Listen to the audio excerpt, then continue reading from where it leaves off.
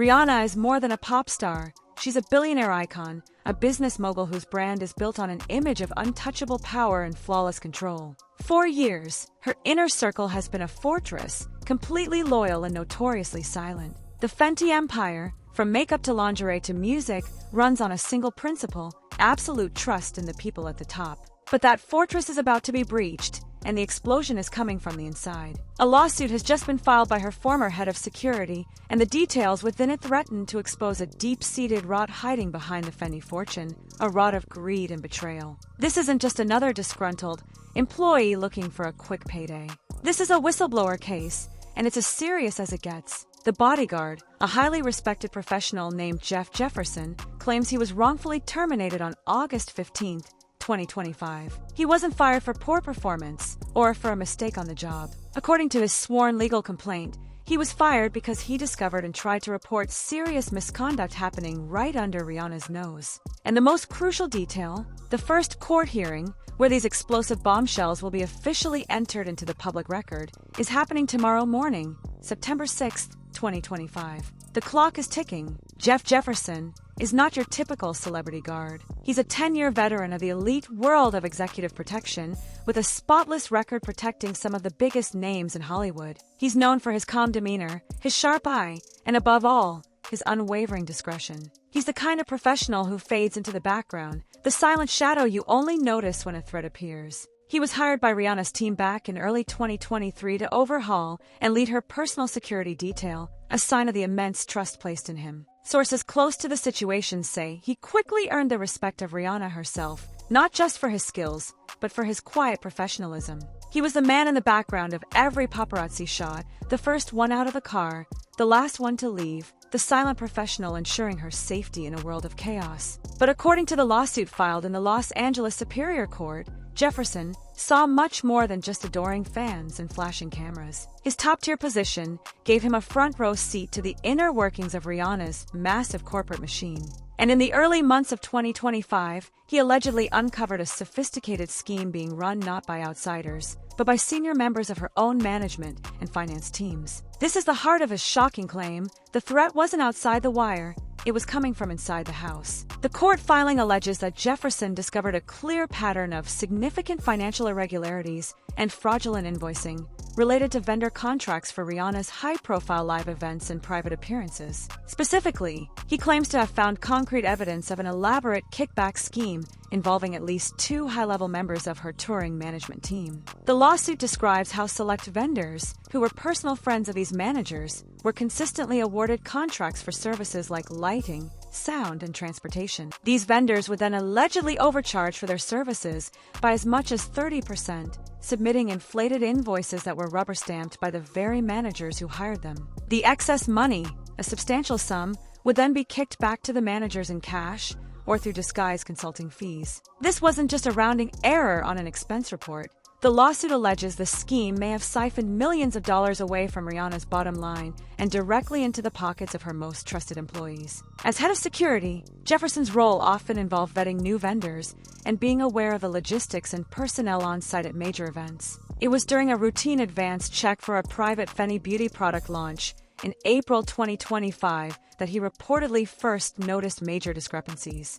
The official invoice listed a state-of-the-art sound system, but the gear being loaded in was a much older, cheaper model. He saw a small inconsistency, a thread, and he pulled on it. Being a consummate professional, Jefferson didn't run to the tabloids or try to blackmail anyone. He did exactly what his job required. He documented his findings meticulously, gathered evidence, and followed the established chain of command. The lawsuit states that on May 10, 2025, he compiled a detailed, confidential report outlining the invoicing discrepancies and his suspicion of a kickback operation. He presented it directly to Rihanna's lead business manager, a man we'll call Mr. X, to protect the ongoing legal process. Jefferson believed he was doing the right thing, protecting his principal, Rihanna, from the most dangerous kind of threat, betrayal from within her own camp. But the response he received was not what he expected. Instead of gratitude or a promise to launch an internal investigation, Jefferson claims he was met with immediate, visceral hostility and suspicion. The lawsuit describes in detail how Mr. X became immediately defensive and dismissive, allegedly snatching the report and telling Jefferson he was a bodyguard, not an accountant. He was told in no uncertain terms that he should stick to his own job and stop looking into matters that didn't concern him. The message couldn't have been clearer. You saw something you weren't supposed to see, and now you need to keep your mouth shut. Over the next few weeks, Jefferson alleges he was subjected to a coordinated campaign of professional sabotage. He was systematically frozen out of key security briefings he would normally lead. His authority was deliberately undermined with his own team, with junior members being given conflicting orders from management. His access to logistical information, like travel manifests and vendor lists, was suddenly and inexplicably restricted. The lawsuit claims it was a calculated effort to isolate him, to make his job impossible, and to send a message that he was no longer a trusted member of the inner circle. The management team that he had tried to warn was now treating him like the enemy. They were closing ranks, and he was on the outside. Then, on August 15th, 2025, the hammer finally came down. Jefferson was called into a sterile conference room for a meeting with Mr. X and an HR representative. He was summarily fired, effective immediately. The official reason, given in his termination letter, which is quoted verbatim as an exhibit in the lawsuit, was a series of vague and unsubstantiated claims including breaches of a non-disclosure agreement and failure to adhere to professional standards of conduct. Jefferson's lawsuit calls these reasons a complete and malicious fabrication, a transparent pretext designed to get rid of him for what he knew. They weren't just firing him, they were trying to professionally assassinate him. This is the classic, dirty playbook for dealing with a whistleblower. You don't fire them for uncovering the truth. You invent a fake reason, you attack their credibility, you smear their name, and you try to bury them under the weight of a legal battle they can't possibly afford. They hoped Jefferson would just take his severance, sign a new NDA, and disappear quietly into the night, too intimidated to fight back against a billionaire's legal army. They assumed he would be just another secret they could bury. They made a massive, career-ending miscalculation. Jefferson's lawsuit isn't just asking for damages for lost wages and emotional distress. He is suing for wrongful termination, retaliation, and defamation of character. He claims that the false reasons for his firing have destroyed his professional reputation in the small, insular world of celebrity protection, making it nearly impossible for him to find work. He is fighting not just for money, but to clear his name and to expose the very people he claims are betraying the woman he was hired to protect from all threats. Now, as we get deeper into this shocking story, the question becomes, is this just one man's word against a powerful, well-funded organization? That's precisely what Rihanna's team wants you to believe. They want to paint him as a liar. But this is where the story takes a dramatic turn. This is the mid-video reveal, the piece of evidence that changes everything. Buried as Exhibit C in Jefferson's lawsuit is a sworn declaration from another former employee, a mid-level tour accountant who quit Rihanna's organization just last year. This accountant, whose name is being protected as Jane Doe for her safety, provided a signed, notarized statement under penalty of perjury. This means if she is lying, she could go to jail. In her declaration, she confirms that she also witnessed highly suspicious invoicing practices and questionable vendor payment approvals during her time with the company. Even more damning, she states that when she tried to raise red flags about these exact financial issues in late 2024, she was shut down by the exact same manager, Mr. X, that Jefferson later reported the problems to. Jane Doe's sworn declaration states, in chilling detail, that she was told to stop asking questions if she valued her career. She felt her position became untenable, that she was being implicitly asked to participate in a cover-up. She resigned 2 months later, fearing that she would be made a scapegoat if the financial scheme was ever discovered. Her sworn statement doesn't just support Jefferson's claim, it corroborates the central allegation of the lawsuit. It establishes a clear pattern of behavior